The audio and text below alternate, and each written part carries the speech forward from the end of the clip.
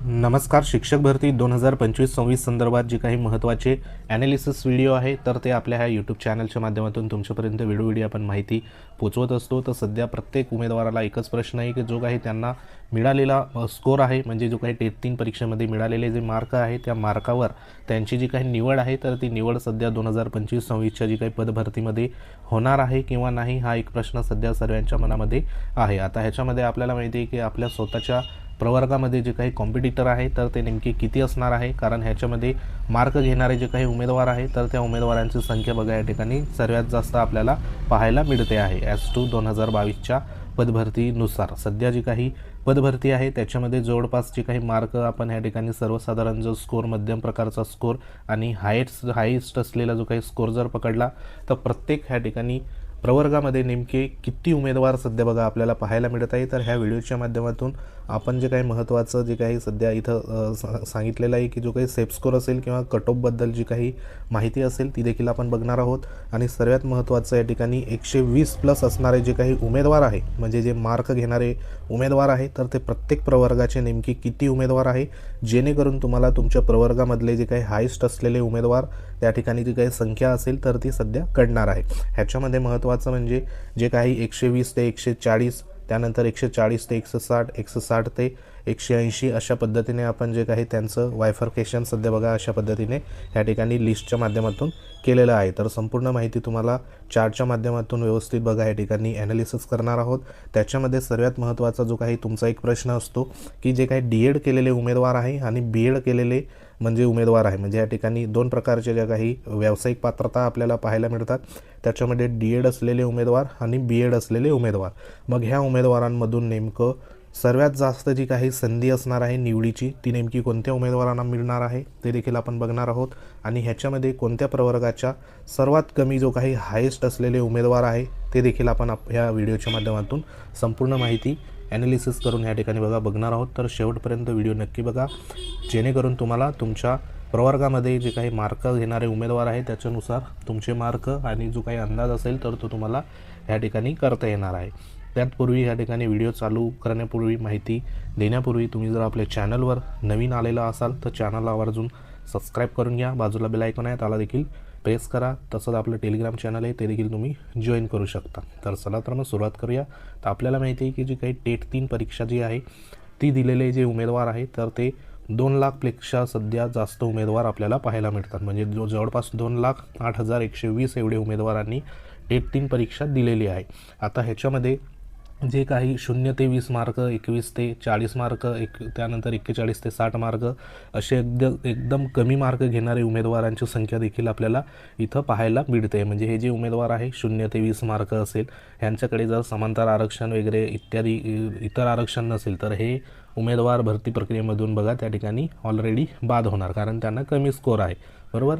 त्यानंतर ह्या ठिकाणी पुढची जी काही स्टेप आलेली होती ती म्हणजे परीक्षा तर इथं 2 लाख+ उमेदवारांनी दिलेली आहे, बरोबर.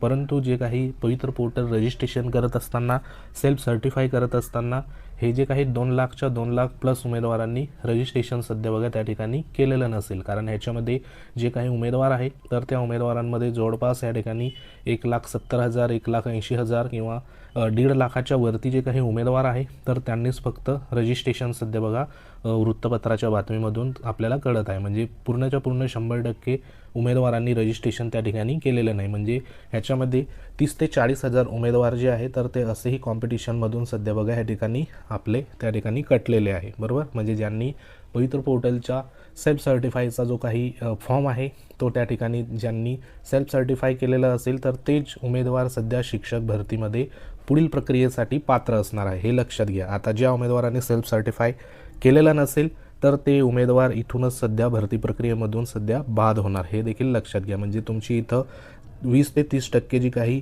कॉम्पिटिशन आहे तर ते सध्या बघा इथंच त्या ठिकाणी कमी होऊन जात आहे, बरोबर. आता ह्याच्यामध्ये आपला महत्त्वाचा जो काही मुद्दा होता तो म्हणजे 120+ जे काही मार्क घेणारे उमेदवार नेमके प्रत्येक प्रवर्गामध्ये किती आहे, जेणेकरून तुम्हाला लक्षात येईल.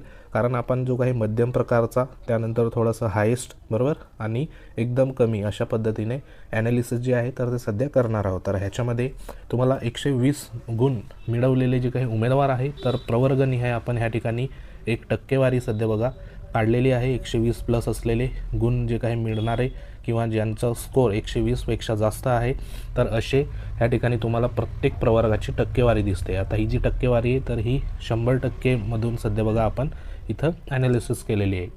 ह्याच्यामधून तुम्हाला लक्षात येईल की जे 120 प्लस असलेले उमेदवार जे आहे तर ते सर्वात जास्त कोणत्या प्रवर्गामध्ये आहे आणि सर्वात कमी कोणत्या प्रवर्गामध्ये आहे. तर याच्यामध्ये आपण एक एक बघूया. इथं बघा OBC प्रवर्गाचे 100% मधून 32% उमेदवार जे आहे तर ते OBC प्रवर्गाचे पाहायला मिळतात. त्यानंतर 2 नंबरमध्ये जनरलचे म्हणजे ओपनचे 21.7% उमेदवार पाहायला मिळतात. 3 नंबरचा विचार केला तर SC उमेदवार 15.5% उमेदवार सध्या 120 प्लस घेणारे आपल्याला पाहायला मिळतात. म्हणजे आपल्याला माहिती आहे की हायस्ट असलेला जो काही उमेदवार आहे तिथून तर 120पर्यंत एवढी टक्केवारी सध्या आपल्याला पाहायला मिळते.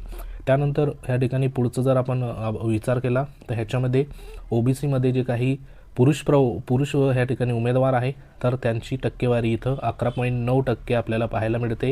ह्याच्यामध्ये फक्त आपण OBCची जी काही पुरुषांची टक्केवारी आहे ती देखील काढलेली होती, कारण आपल्याला माहिती आहे की सर्वात जास्त उमेदवार OBC प्रवर्गाचे ह्या ठिकाणी टेट 3 परीक्षा दिलेले जवळपास 66,000 उमेदवार प्लस जे उमेदवार आहे तर ते OBC प्रवर्गाचे आपल्याला पाहायला मिळतात. आणि ह्याच्यामध्ये सर्वात जास्त जे काही महिला वर्ग आहे तर त्या महिला वर्गांची टक्केवारी किंवा महिला वर्गांची जी काही सध्या संख्या आहे तर ती OBC प्रवर्गामध्ये देखील सर्वात जास्त पाहायला मिळते.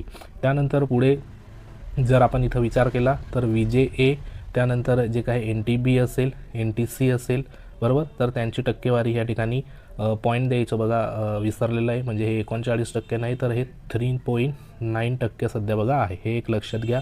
आणि NTBचे 41% नाही तर इथं पॉईंट आहे 4.1% एवढे जे उमेदवार आहे तर ते NTB संदर्भात आपल्याला पाहायला मिळत आहे. मग इथं हे जे काय 39 आहे तर हे 39 नाही तर हे 3.9 आहे, हे लक्षात घ्या, बरोबर. इथं जो काही डॉट आहे तर तो सध्या आलेला नाही. त्यानंतर पुढे NTBचे 4.1% आहे, NTCचे 5 जवळपास बघा उमेदवार आपल्याला पाहायला मिळत आहे. NTDचे 4%, त्यानंतर VJAचे 2.2%, SBCचे 2.1% असे उमेदवार सध्या इथं पाहायला मिळत आहे. आता ह्याच्यामध्ये जी काही जनरल सध्या बघा आपण आकडेवारी जी आहे टक्केवारीनुसार इथं घेतलेली आहे. त्यानंतर इथं जे काही STचे उमेदवार आहे ते देखील सध्या कमी प्रमाणात आपल्याला पाहायला मिळत आहे. आता ही टक्केवारीनुसार तुम्हाला जो काही डेटा आहे तर तो सध्या इथं कळाला असेल. आता ह्याच्यामध्ये जी आकडेवारी आहे ॲक्च्युअल आकडेवारी ती देखील तुम्हाला दाखवतो जेणेकरून तुमचं लक्षात येणार. आता इथे आकडेवारीमध्ये आपण काय केलेलं आहे की जे प्रवर्गनिहाय सध्या 120 गुण प्लस जे मिळवणारे उमेदवार आहे तर त्यांचा इथं एक टेबल आहे. त्याच्यामध्ये आपण 20-20 मार्काचा फरक बघा दाखवलेला आहे. 121 ते 140, 141 ते 160, त्यानंतर 161 ते 180, 181 ते 200पर्यंत, बरोबर. म्हणजे जो काही हायस्ट असलेला उमेदवार. आता ह्याच्यामध्ये टोटल जे काही उमेदवार आहे तर ते आपल्याला इथं पाहायला मिळणार आहे. त्याच्यामध्ये आपण इथं जर आपण बघा 120 ते 140चा जर इथं जनरलचा जर विचार केला तर किती उमेदवार आहे तर इथं 3058 उमेदवार फक्त 121 ते 140 दरम्यान पाहायला मिळतात. त्यानंतर त्याच्यापेक्षा जास्त म्हणजे 141 ते 160 दरम्यान 695 उमेदवार आहे. त्यानंतर 161 ते 180 दरम्यान 110 उमेदवार आहे आणि 181 प्लसचे फक्त 2 उमेदवार आहे. म्हणजे टोटल किती आली 3865 एवढे उमेदवार जे आहे तर ते 120 प्लस उमेदवार सध्या ओपनमध्ये पाहायला आपल्याला इथं मिळत आहे, बरोबर.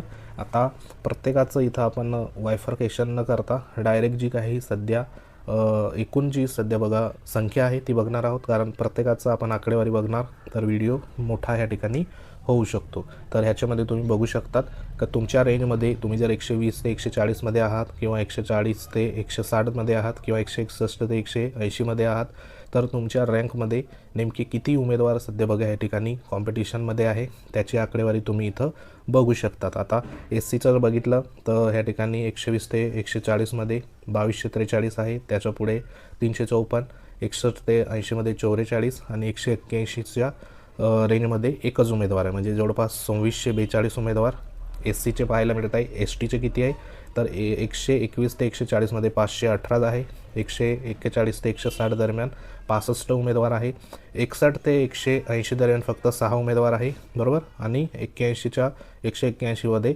0 उमेदवार आहे. म्हणजे एस टी प्रवर्गाचे जे काही उमेदवार आहे तर ते टोटल जर बघितली आपण तर इथं 589 उमेदवार सध्या आपल्याला 120 प्लस घेणारे उमेदवार पाहायला मिळतात.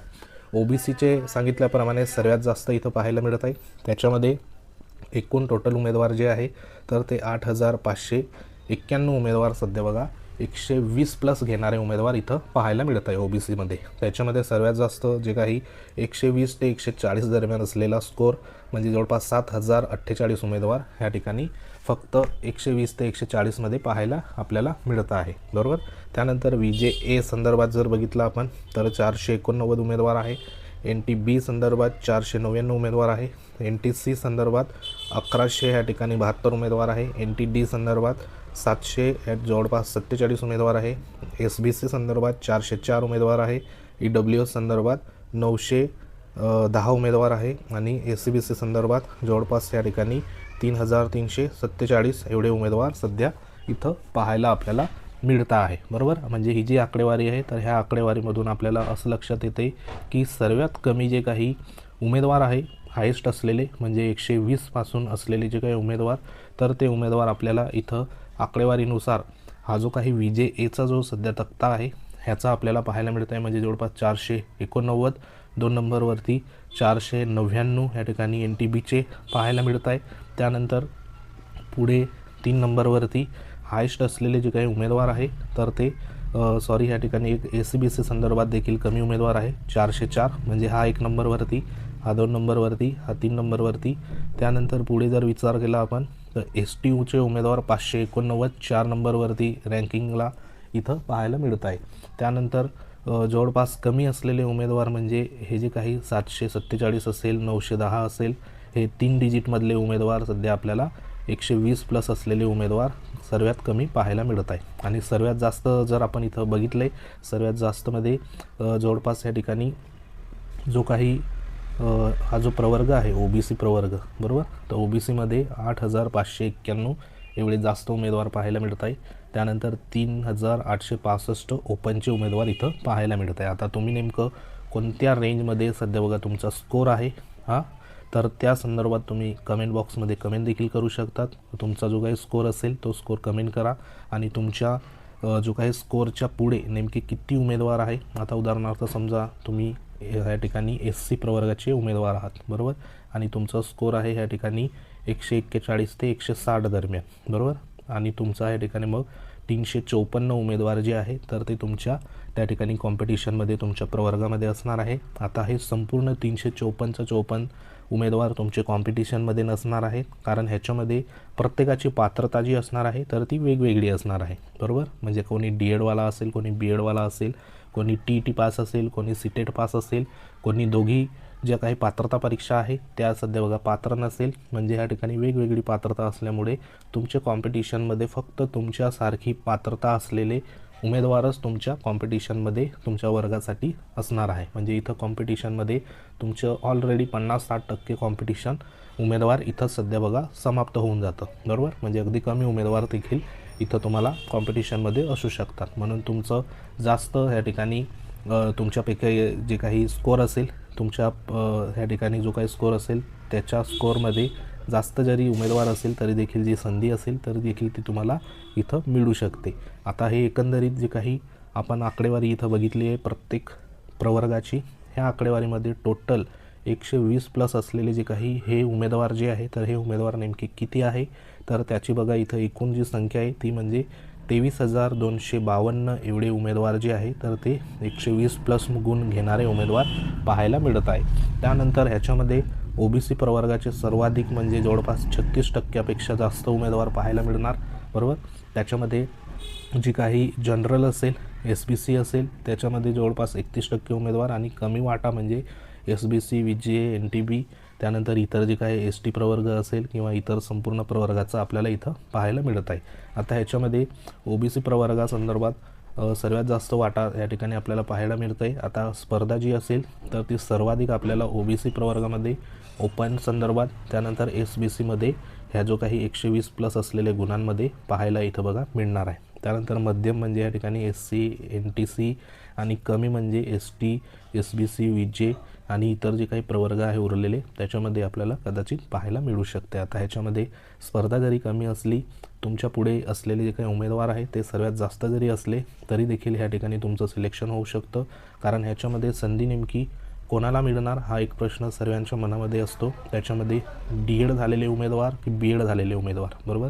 कारण आपल्याला माहिती आहे की शिक्षक भरतीमध्ये सर्वात जास्त ज्या काही वेकेन्सी असतात त्या म्हणजे जिल्हा परिषद असेल किंवा मनपा असेल, नपा असेल, त्यानंतर कटक मंडळांच्या शाळा असेल किंवा विदाऊट इंटरव्ह्यूमध्ये ज्या काही संस्था येतात त्याच्यामध्ये सर्वात जास्त वेकेन्सी ही येत असते. आणि ह्या वेकेन्सीमध्ये जी काही 1 ते 5ची वेकेन्सी असते तर ती सर्वात जास्त आपल्याला पाहायला मिळते. म्हणजे 1 ते 5साठी मग काय पात्रता लागते तर ह्या ठिकाणी D.Ed प्लस ज्याचं TET किंवा CTET परीक्षेचा पहिला पेपर पात्र आहेत तर अशा उमेदवारांची जी काही निवड असेल तर ती 1 ते 5च्या ह्या वर्गासाठी बघा या ठिकाणी होत असते. आता ह्याच्यामध्ये फक्त तुम्ही एवढीच पात्रता असून चालणार नाही तर तुमची जी काही मार्क आहे, बरोबर, जे टेट स्कोर आहे तो देखील महत्त्वाचा असणार आहे. आणि ज्यांचं B.Ed आहे आणि ज्यांचं TET किंवा CTET पेपर 2 पात्र आहात त्यांना 6 ते 8 या वर्गासाठी बघा या ठिकाणी संधी मिळत असते. परंतु B.Ed TET आणि CTET ह्या ठिकाणी पेपर 2 जरी पात्र असाल परंतु ह्याच्यामध्ये कसं विषयावाईज सध्या वेकेन्सी येत असते, बरोबर. मराठी विषय असेल, त्यानंतर गणित विज्ञान असेल, इतर विषय असेल, त्या पद्धतीने इथं वेकेन्सी येत असते. परंतु D.Edमध्ये जे काही 1 ते 5 संदर्भात ऑल वेकेन्सी म्हणजे ह्या ठिकाणी जनरल स्वरूपाची वेकेन्सी येत असते. उदाहरणार्थ ह्या ठिकाणी D.Edच्या जर समजा 20 वेकेन्सी जर आली एखाद्या जिल्हा परिषदमध्ये, बरोबर, आणि इकडे B.Edच्या जर 20 वेकेन्सी आल्या, D.Edच्या 20 B.Edच्या 20, तर ह्याच्यामध्ये B.Edमध्ये त्या ठिकाणी विषयावाईज सध्या बघा त्यांचं जे काही प्रमाण असेल तर ते त्या ठिकाणी बदलत असतं. आता 20 वेकेन्सी जरी इथं आलेली असेल मग त्याच्यामध्ये एखादी वेकेन्सी मराठीसाठी, एखादी वेकेन्सी हिंदीसाठी, गणित विज्ञानसाठी 4-5 वेकेन्सी किंवा सामाजिक शास्त्रासाठी 4-5 वेकेन्सी अशा या ठिकाणी तुकडे तुकडे होत जातात. परंतु D.Edमध्ये 20 वेकेन्सी जर आल्या तर ह्या 20च्या 20 वेकेन्सी फक्त बघा D.Edसाठीच त्या ठिकाणी असणार आहे, जनरलसाठी.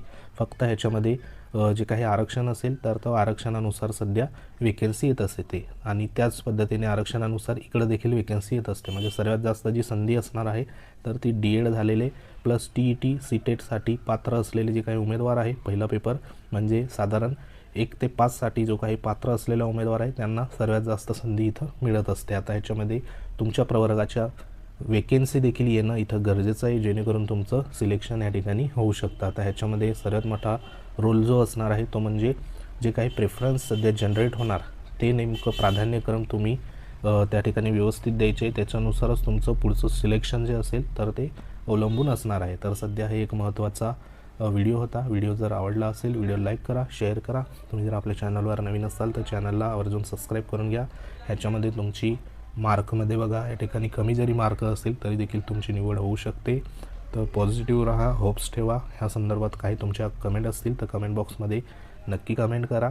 तुमचे मार्क असेल, तुमचं जे काही रेंज असेल ती नक्की कमेंट करा, त्याच्यावर तुम्हाला योग्य तो रिप्लाय आपण देऊ. तर महत्त्वाचा व्हिडिओ होता. व्हिडिओला लाईक, शेअर, सबस्क्राईब चॅनलला आवर्जून करून ठेवा जेणेकरून तुम्हाला पुढे देखील योग्य ते मार्गदर्शन सध्या प्रेफरन्स संदर्भात मिळत जाईल. तर भेटू आपण पुढील अपडेटमध्ये.